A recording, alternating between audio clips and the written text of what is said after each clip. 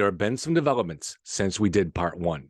No suspects still, but some intriguing information. Last week, police announced they're looking for a white Hyundai Elantra that they believe was speeding near the house around the time of the murders. Yesterday, it was reported that an abandoned Elantra was found in Oregon.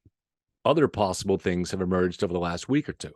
A glove was found just outside the house days after the murders, spotted by a podcaster, no less. Video footage suggests it had been there since at least the morning of the murders. Police seem to have missed it. Also, a ladder was found beside the house, another missed piece of evidence, or perhaps police had good reason to dismiss it. From what we've seen so far in this case, both of these are possibilities. And a neighbor claims to have seen the front door of the house open around 8 a.m. that morning. And again, it seems the police were unaware of this until last week. Also, just the other day, police got surveillance video from a nearby gas station that might have images of the white Elantra. Naturally, police had not visited the station until a clerk there spent 8 hours looking over the footage on her own and then contacted the police. And police have threatened criminal prosecution of those that engage in speculation, such as podcasters and people on social media. We'll go over exactly what they said and what problems police say speculation causes. It's more than what you might think. Are they right? Or is there a beneficial role for speculation? We'll discuss it. Finally, there are a lot of former cops and profilers who have chimed in. Sometimes they contradict each other, and sometimes their expertise does add valuable insight. But to me, some of their flawed logic might actually give us a clue into how police screw up so many of these cases. There are other questions. Did the killer appear to have been someone who likely had been inside the house before? What are the reasons, as best we can see, that police think the killings were targeted? Could the killer have been traveling through? Could he be on the move again? And to me, here's an important question. Did the killer spend any time with the bodies? Police might know this. There could be bloody shoe prints to give an idea how long he was there. If the killer did spend time admiring his work, it would be an indication of a serial killer, someone who had long fantasized about killing, someone who wanted to enjoy their work. Okay, let's go over the latest.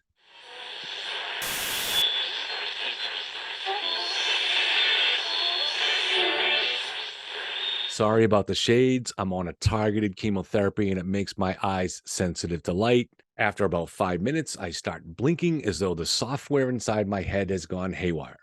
If at any time during this episode you feel I've earned your attention, please click subscribe. If you'd like me to bring you some of my famous spiked eggnog, click notify. I appreciate you being here so we can learn together. If you disagree on anything or have your own theories, please join us in the comments. The other day, I went to the supermarket, bought about a bag's worth of stuff, got home, pulled into the garage. When I reached the front seat to grab the bag, I found something else. All my groceries were still in the shopping basket. No, I didn't steal them. I went through the self-checkout, and instead of putting them into a bag, I put them into the basket, which means I walked through the parking lot with my stuff in a basket. So, yeah, I can be an idiot. Therefore, please set me straight when you detect me saying something stupid. Near the end today, I'm going to start delving into some possible reasons why police work seems to be becoming ineffective nationally. It won't be anything anti-police, but recent cases are really exposing some general problems, at least in cases like this. Now, last week, police threatened to criminally prosecute people who speculate in social media or on podcasts. Leaving aside the fact that we live in, a free country and we have a right to express our opinion, is this the best approach to solving crimes?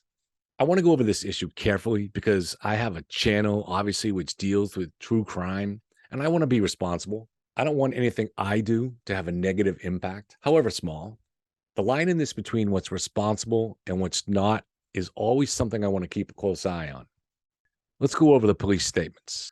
But of course, let's try to be fair to them.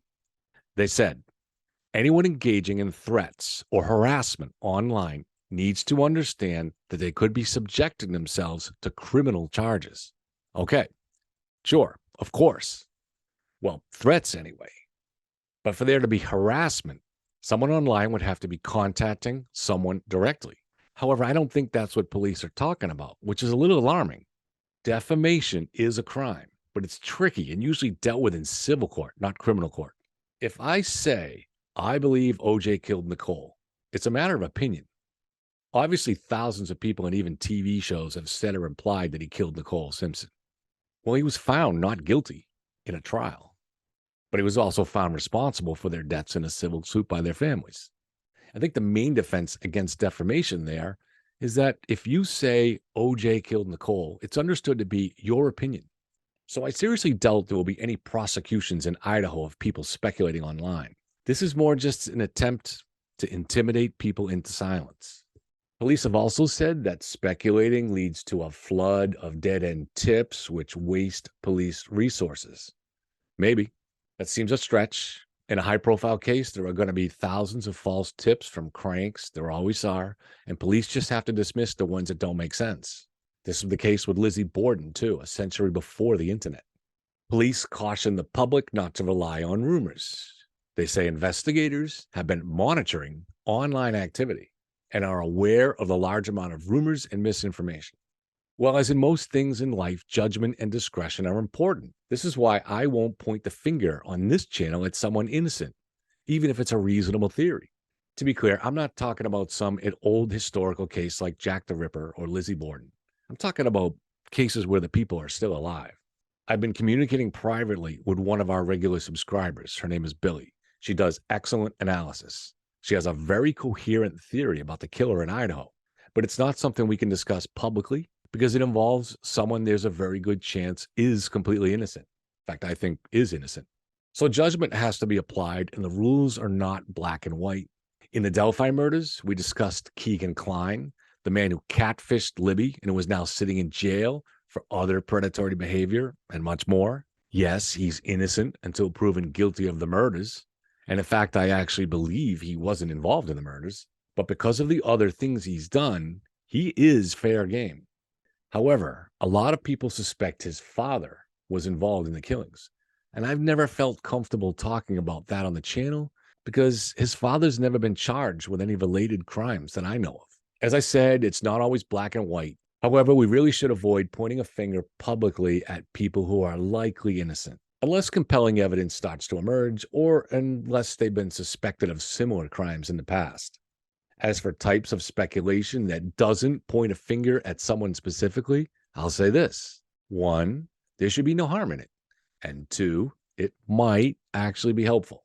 I'll go into why it might be helpful in more detail later after I discuss statements made by several former detectives or profilers not involved in the case. We'll talk about expertise and the danger of expertise. That's right. In some situations, expertise is actually the problem. It's why cases don't get solved. It might be why the murders in Delphi took 6 years to solve instead of a couple of weeks. Let's discuss the murder weapon in Idaho. It's been described as a fixed blade K-bar style knife. A former FBI agent, Jonathan Gilliam, explains that such a knife dulls quickly. He said the thrusting motion would tire someone out fast. The killer, he said, would likely show signs of bruising or cuts on the underside of his hand. Keep that in mind if you consider someone such as an ex-boyfriend. Gilliam, a former Navy SEAL, said that these types of knives are typically used for skinning the bark off a tree, digging a hole, or cutting leather. He said this type of knife isn't thin and isn't made for slicing. So if you do manage to make it really sharp, it's going to dull again quickly because of the fact that it has a fat blade. He went on to say that the tip of the knife is known to break off as the cuts are more thrusting motions, not smoother ones. A thrusting motion, he said, is much more physical activity. And so the more you do that, the more tired you're going to be. And as the blade gets duller, it also becomes more slippery. He said investigators will likely see a progression of smaller and smaller wounds as the killer grows more tired. Killing this way, he said, requires a tremendous amount of effort. This is really good stuff, the kind of expertise that is really helpful. Of course, he's not in a position to know the nature of the wounds. We know from her father that the cuts on Goncalves were much more severe, and we know some of the kids showed defensive wounds, at least Sana, for one. So what we're trying to do here is determine whether the evidence we're looking at suggests a serial killer or someone who killed them for some very personal reason. A serial killer is killing because he enjoys killing. A targeted killing involves someone who had a reason for killing, such as jealousy, a debt, or even just an insult. For me, I start out by stepping back to take a broad view. Let's say this involved an ex-boyfriend. Do we know of other cases in the history of crime where a jealous ex came in and killed more than two people? I don't know of any myself. Maybe you guys do. A jealous ex might come in and kill his former girlfriend and the new lover she was with. Think of Nicole Simpson and Goldman, who OJ thought was a love interest. Or if the killer went in to kill his ex, found her sleeping with one of her female pals, he'd have to kill the pal too, since she'd be a witness. But in Idaho, the killer also murdered the couple on the second floor, and they were also killed in the bed they were sharing. So he had to go out of his way to go into that bedroom to do it. Let's say this is a jealous lover or a stalker. He goes in with a plan to kill Kaylee or maybe Madison. Not knowing which floor they're on, he starts on the second floor where he came in. He opens the door and sees Ethan and Xana sleeping. So he kills them? That makes no sense. If he was targeting one of the other girls, he'd close that door and then go upstairs. I mean, he suppose he might kill them so they wouldn't hear a scream from upstairs, but now we're really reaching here. If he's targeting one of those girls upstairs, he's locked in on them. So he'll close that door, leave them sleeping, and go up. Or let's say he already knows his target is on the third floor. So he skips the second and goes up there. He has to kill both girls because they're in bed together. So after this, he's now got a taste for killing now, and he goes hunting more people. Frankly, that's absurd in my view. If this is a targeted killing, he would have to have been targeting someone upstairs on the third floor and someone down on the second floor, or maybe all four of the kids. It will not be the case that he targeted one person and then killed the other three just for kicks and giggles. So what are the odds he was targeting more than one person? Not good if you ask me. I don't know of any comparable killings by a jealous lover or stalker where the killer goes hunting down roommates in other rooms. Maybe one of you guys do. Let me know. So how about the idea of a serial killer? Well, yeah, there are many similar examples. Ted Bundy, Danny Rollin, Richard Speck, many others. Is it unusual he didn't kill the two girls living on the first floor? I don't think so. He probably came in through the sliding glass door behind the house on the second floor. He likely exited the same way, or maybe he did go down to the first floor with murderous intent, but something spooked him and he fled. We don't know. His knife might have been broken, his hand bleeding, and so he got out of Dodge. Maybe his killing lust was simply satiated at that point. I don't find it at all unusual that he didn't manage to kill everyone, and there are many other historical examples like this. So for me, standing back and taking a broad view, my first impression is serial killer. Okay, what other evidence has emerged? Chris McDonough, a retired homicide detective who hosts a podcast called The Interview Room, actually discovered a glove while filming at the crime scene. It was sitting in the leaves in the snow not far from the house. Police seemed unaware of it until he pointed it out. Was this glove there on the night of the murders? Apparently, it can also be spotted in the news footage taken the next day. Unfortunately, I don't have any images of it. Not good, however, that police didn't spot it. Likewise, a ladder is visible beside the house. Again, I couldn't find any pics. Sorry. It was a news reporter who found the metal ladder propped up beside the house. Apparently, the ladder, like the glove, is visible in all the early photos. I'm going to guess that police could see it covered in snow and deduce it had not been used recently, but you never know. Another really interesting development is that, according to an unnamed neighbor, the front door of the house was seen left open around 8:30 the next morning.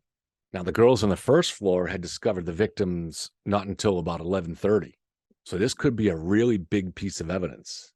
But we also have to be careful. In every high-profile case, witness testimony emerges that in the end proves to be inaccurate. Human memory is very fallible. For example, the witness might be confused about which house he saw. But it raises interesting questions. The area looks covered in snow. The sliding door accesses the house from the hill behind it and leads onto the second floor. Were there tracks in the snow back there, in the mud? Or is this area behind the house an area already filled with footprints so you couldn't tell? Maybe the kids out there in a snowball fight earlier in the evening.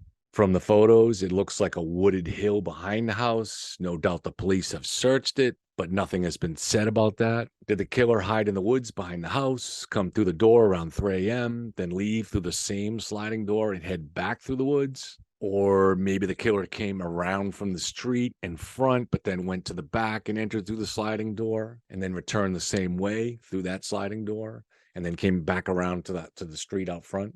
But if the front door was indeed left open the next morning, this suggests the killer left that way. 2 girls live on the first floor and were unharmed.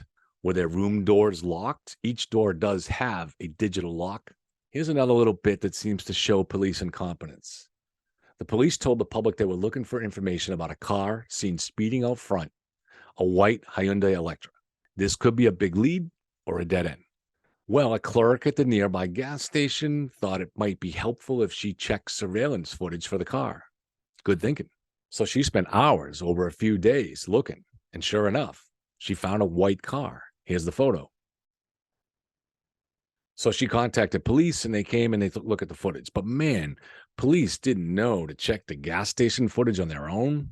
This reminds of Delphi, where the FBI went in and accidentally destroyed the key gas station footage. It really shakes one's confidence in what's going on in law enforcement. Getting the surveillance footage from nearby gas stations seems like basic stuff. It should be done on day one. Now let's get to the comments by former cops. Some of these, like the former FBI detective we talked about, Jonathan Gilliam, gave real insight. Others, maybe not.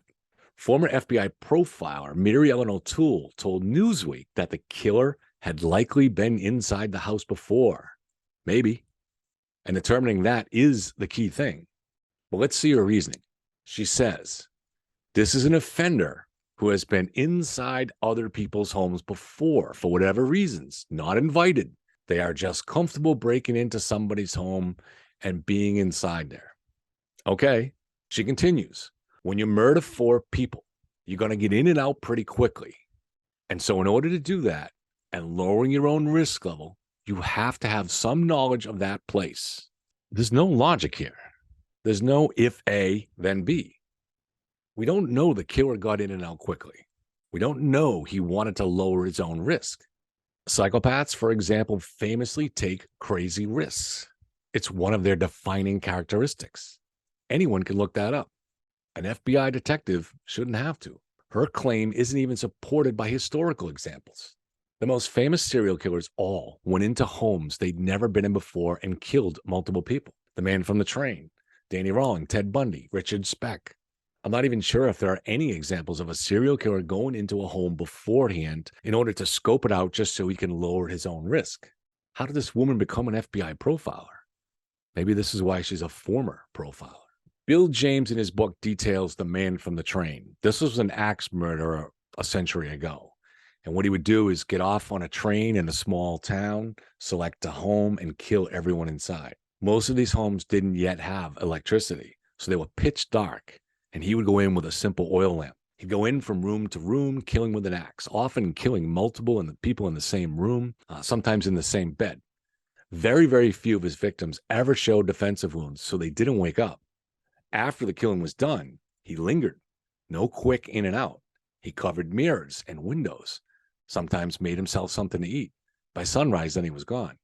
Danny Rawling broke into a college dorm in 1980. He killed 2 girls and then took time to shower in the apartment afterwards. Ted Bundy invaded college dorms and apartments, and there's no indication he had ever broke in previously to scope them out. No indication he evolved from breaking into homes and doing nothing to then breaking in, scoping the place, and then coming back and some other time to kill. If this profiler spent even one afternoon reading up on psychopaths, she'd know they're impulsive and engage in very risky behavior. We don't know the killer in Idaho got in and out quickly. The bodies weren't discovered till late the next morning. There was no sign of sexual assault, so it's reasonable to guess that he got in and out fairly quickly, but we don't know. And there's no reason a serial killer couldn't get in, figure out the house, kill until he was satisfied, and then leave. Now, I'm not saying he hadn't been inside the house before. In episode 1, in fact, I said that a good place to start looking for suspects would be former residents of the fraternity across the street, people who had been in the house in recent years. But this FBI profiler is trying to apply the logic of a normal person. A motiveless killer is not a normal person. He's driven by impulses he can't control. And he's doing things that are very much not in his self-interest. No matter how intelligent he is, a serial killer is not a normal person. He can have almost superhuman patience. He can lie in wait for hours inside or outside the house. But planning it out days in advance just doesn't seem to be how they operate. Show me one example of a historical serial killer that worked that way. This isn't a mafia hit or a CIA assassination. Richard Speck broke into a 2-story building filled with nursing students. He was drunk. He'd never been inside the place before, but he was familiar with it from the outside, just enough to know nurses lived there. He killed 8 of them. Okay, moving on. A famed forensic pathologist said it seemed likely that there was more than one killer. Dr. Cyril Vecht said it seemed hard to believe that one assailant could kill 4 people under one roof, all while leaving 2 roommates in the other rooms unharmed. Well, now I guess he's famous for saying something foolish, because as I've pointed out, there's a long history of serial killers doing this kind of thing, a rather well-known history. And my guess is many of you guys are aware of it too. But this famous forensic pathologist is apparently not. Former Moscow police captain Paul Kwiatkowski suggested the killer might have been seeking vengeance. During his 20-year career, he investigated every homicide in Idaho. That must be a very nice state with very little violence. He says the perpetrator responsible for the murders most likely knew at least one of the victims. Aha, good. Surely now we have an expert that will give us something useful. We'll make a claim and then explain the rationale. I mean, we amateurs want to learn, right? Okay, so here's what he says. Somewhere along the line, something bad happened, something that pissed someone off enough to go after these people. He admitted he doesn't know who the target was, and the others were probably collateral damage, he says. Why they were targeted, he said, nobody knows yet. Honestly, it would just have been better if he gave us advice on how to build a rocket, or how to get 1 million subscribers on YouTube. That would be useful. Whether one agrees with the former captain or not, the frustrating thing is that he makes the claim and offers no reasoning at all.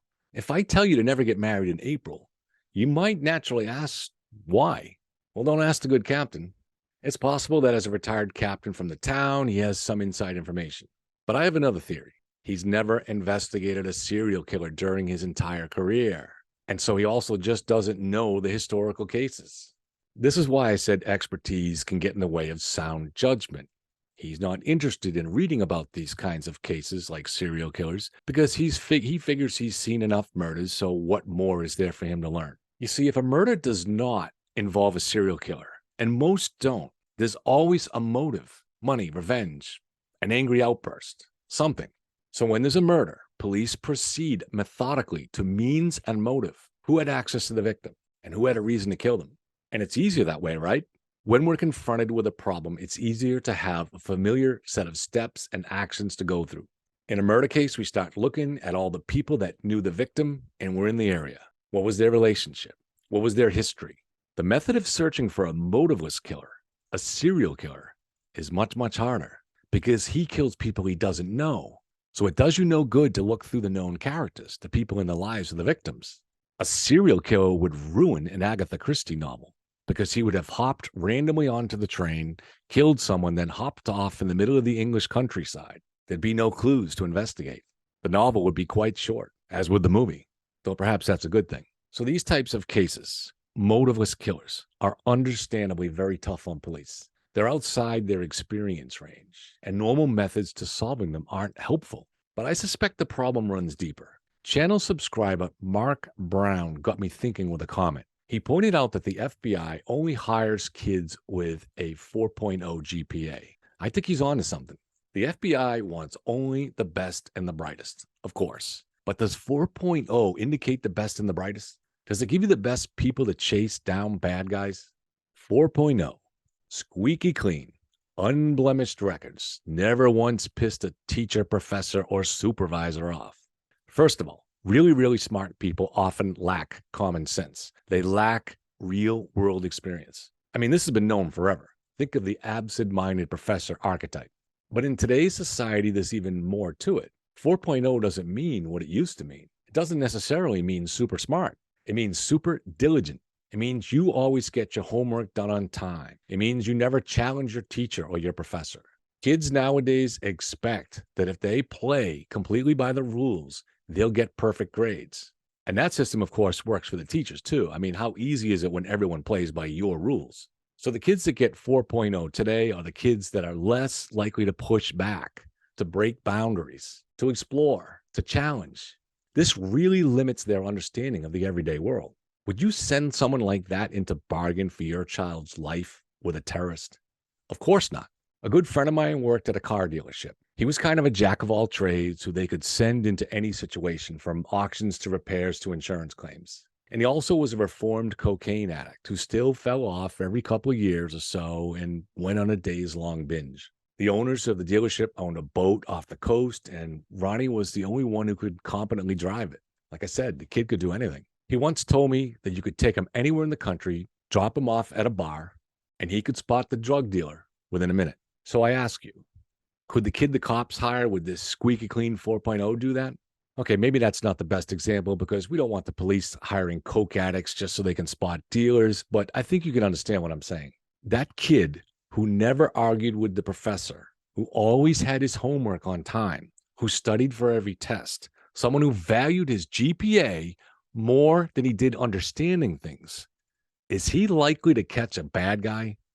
And this doesn't just apply to the FBI, it applies to police at all levels. Sure, your local or state police department might not be as focused on GPAs when they do their hiring. However, you do have to take a test to get in. And then once you're in the ranks, you have to take other tests to get promoted. Who makes captain? Well, the guys who get the highest score and who never challenge their supervisors.